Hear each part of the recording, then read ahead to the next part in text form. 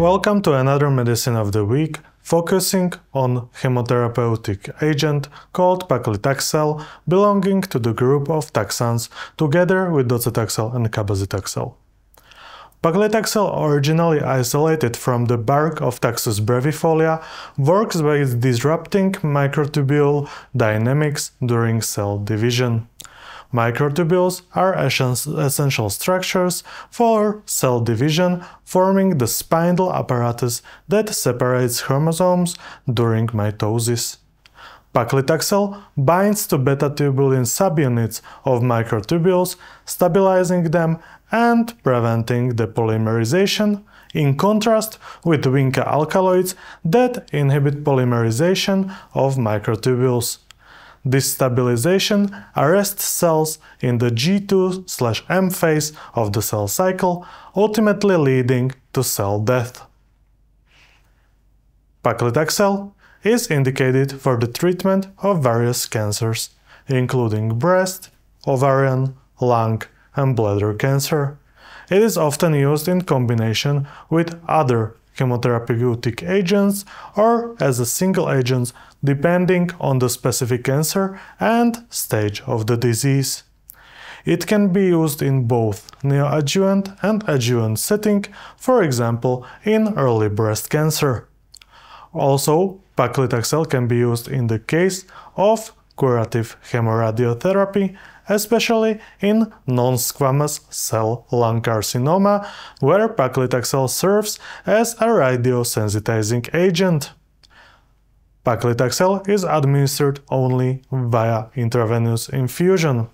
After administration, Paclitaxel is primarily metabolized in the liver by the cytochrome P450 system, particularly CYP3A4 and CYP2C8 enzymes. It is then eliminated via the biliary route. Paclitaxel exhibits nonlinear pharmacokinetics, meaning the rate of clearance does not depend on the dose. This necessitates careful monitoring of dosage and potential dose adjustments to minimize toxicity, especially in patients with abnormal liver functions. While Paclitaxel is effective in treating cancer, it can also cause a range of side effects. About 30% of patients can develop an infusion reaction. This reaction usually manifests several minutes after the start of the infusion. Symptoms include skin rash or flushing, hypotension, and bronchospasm leading to dyspnea. The treatment should be stopped immediately and intravenous corticosteroids should be administered. Re-challenge of the therapy is possible after stabilization of the patient, and prolongation of infusion is recommended. Paclitaxel has also neurotoxic properties, mainly in the form of peripheral neuropathy manifesting as numbness or paresthesia. Patients with diabetes or with previous therapy with neurotoxic agents, such as cisplatin, are at higher risk of developing neuropathy. While this side effect could be reversible, in some cases neurotoxicity persists and can affect also motoric and autonomic nerve systems. Therapy with gabapentin or pregabalin is recommended for patients with manifesting prolonged neurotoxicity. Other side effects also include myelosuppression, alopecia, nausea and vomiting.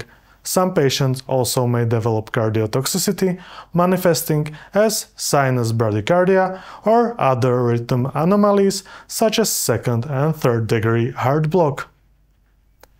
Paclitaxel metabolism can be affected by various drugs, especially inductors and inhibitors of cytochromes.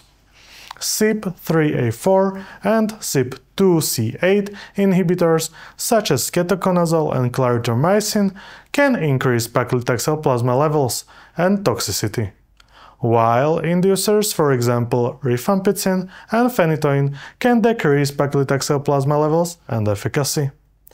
Drugs that prolong QT interval or alter cardiac conduction may increase the risk of cardiac toxicity when used concomitantly with paclitaxel. Myelosuppression of paclitaxel is greater in the case of prior infusion of other cytostatic drugs such as cisplatin or cyclophosphamide. In conclusion, paclitaxel is a widely used chemotherapeutic agent with broad spectrum of indications. However, it is necessary to detect signs of neuropathy and be prepared for potential hypersensitive reactions, since the initial management is crucial for the safety of the patient.